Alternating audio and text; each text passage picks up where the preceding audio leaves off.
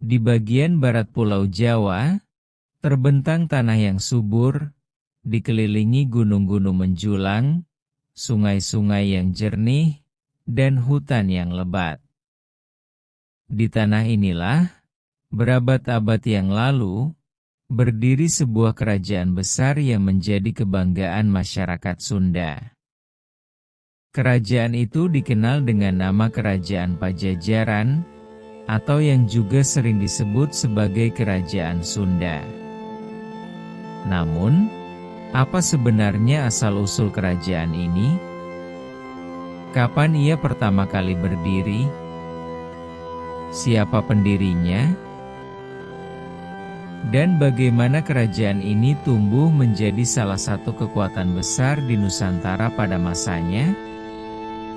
Melalui bukti sejarah, naskah kuno, dan peninggalan leluhur, mari kita telusuri jejak perjalanan kerajaan yang legendaris ini.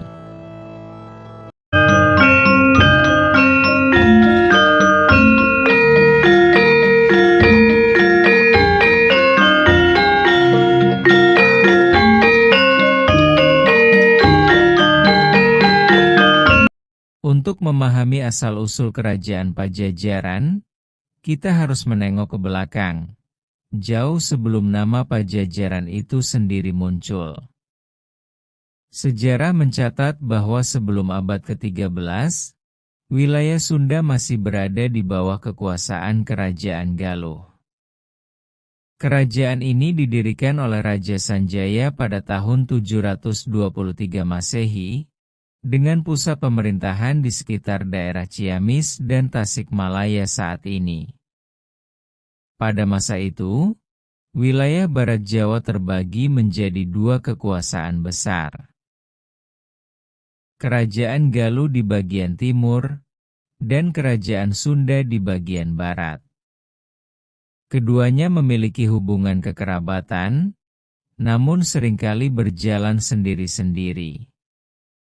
Perpecahan ini berlangsung cukup lama, hingga akhirnya muncul satu tokoh yang bertekad menyatukan kembali wilayah tanah Sunda di bawah satu pemerintahan yang kuat.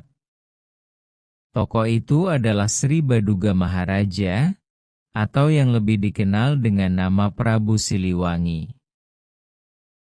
Sebelum menjadi raja besar, Prabu Siliwangi pertama kali memimpin kerajaan Sunda dengan pusat di Pakuan. Pada tahun 1482 Masehi, ia berhasil menyatukan kembali kerajaan Sunda dan kerajaan Galuh yang sudah lama terpisah. Dari penyatuan inilah, lahirlah kerajaan baru yang lebih besar, lebih kuat, dan lebih makmur. Kerajaan inilah yang kemudian kita kenal sebagai Kerajaan Pajajaran, dengan ibu kota tetap di Pakuan Pajajaran, yang sekarang diperkirakan berada di sekitar kota Bogor saat ini. Nama Pajajaran sendiri memiliki makna yang mendalam.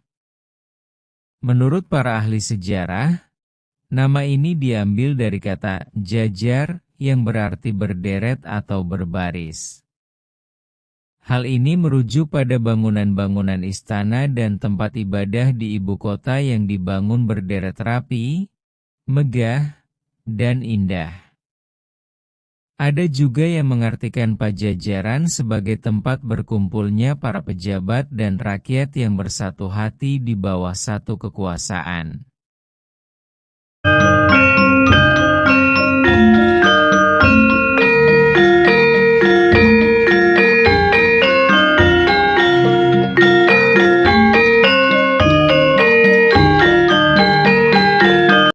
Di bawah pemerintahan Prabu Siliwangi, kerajaan Pajajaran mencapai masa keemasannya.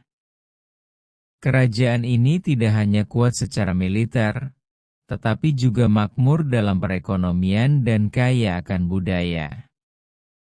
Ibu kota Pakuan Pajajaran digambarkan dalam naskah kuno sebagai kota yang sangat indah, dikelilingi tembok pertahanan yang kokoh, dan memiliki gerbang-gerbang besar yang dihiasi ukiran seni Sunda. Perekonomian kerajaan bertumpu pada pertanian yang subur dan perdagangan laut. Wilayah Pajajaran menguasai jalur perdagangan penting di Selat Sunda, serta memiliki pelabuhan-pelabuhan strategis seperti Pelabuhan Banten dan Pelabuhan Sunda Kelapa. Di pelabuhan-pelabuhan ini, kapal-kapal dari Tiongkok, India, Arab, dan kerajaan-kerajaan di Nusantara berlabuh untuk bertukar barang. Komoditas utama yang diperdagangkan antara lain beras, kayu cendana, madu, lilin, dan yang paling terkenal, lada hitam. Lada dari Pajajaran sangat dicari oleh pedagang asing karena kualitasnya yang terbaik. Dalam hal pemerintahan, Prabu Siliwangi dikenal sebagai raja yang bijaksana, tegas, dan sangat dicintai rakyatnya. Ia menerapkan hukum yang adil dan menjaga keamanan wilayah dari serangan musuh. Agama yang dianut mayoritas penduduk saat itu adalah agama Hindu Siwa.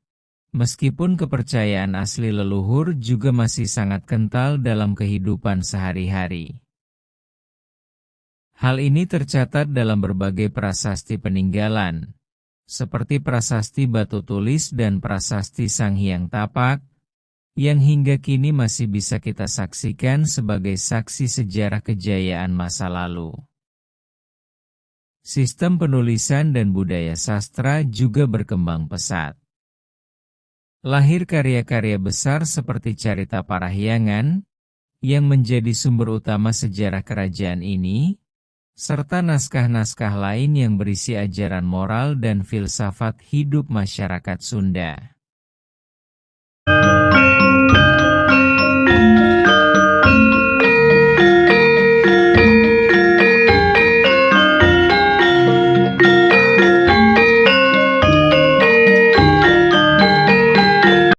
Memasuki awal abad ke-16, peta kekuasaan di Nusantara mulai berubah.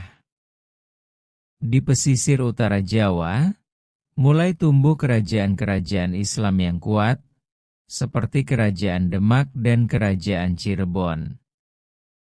Perubahan agama dan kekuasaan ini perlahan mendekat ke wilayah barat. Pada masa itu, Kerajaan Pajajaran masih memegang teguh tradisi dan agama Hindu. Keteguhan ini menjadi alasan utama terjadinya perselisihan dengan kerajaan-kerajaan Islam yang ingin menyebarkan pengaruh dan ajaran agama baru. Terjadi serangkaian peperangan antara Pajajaran melawan kekuatan gabungan dari Kesultanan Cirebon dan Kesultanan Banten yang mulai berkembang. Salah satu peristiwa penting yang tercatat adalah jatuhnya Pelabuhan Sunda Kelapa ke tangan pasukan gabungan pada tahun 1527 Masehi. Kehilangan pelabuhan strategis ini sangat merugikan Pajajaran, karena putusnya jalur perdagangan laut yang menjadi sumber kekayaan utama kerajaan. Sunda Kelapa kemudian berganti nama menjadi Jayakarta, cikal bakal kota Jakarta saat ini.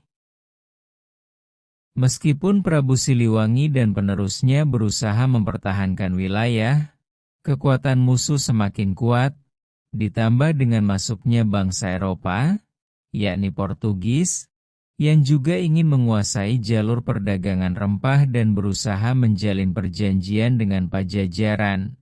Namun upaya ini tidak berhasil mencegah kemunduran.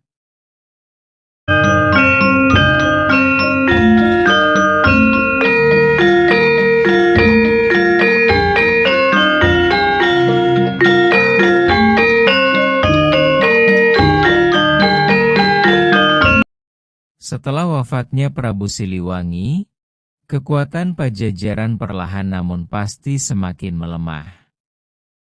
Wilayah kekuasaannya semakin menyempit, terdesak dari segala arah.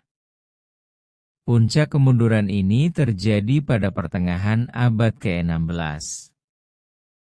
Berbagai sumber sejarah mencatat bahwa ibu kota Pakuan Pajajaran akhirnya runtuh dan ditinggalkan, diperkirakan sekitar tahun 1579 Masehi, akibat serangan dari Kesultanan Banten yang saat itu sudah menguasai hampir seluruh wilayah Barat Jawa. Kemegahan istana yang dulu berderet rapi, kini tinggal kenangan.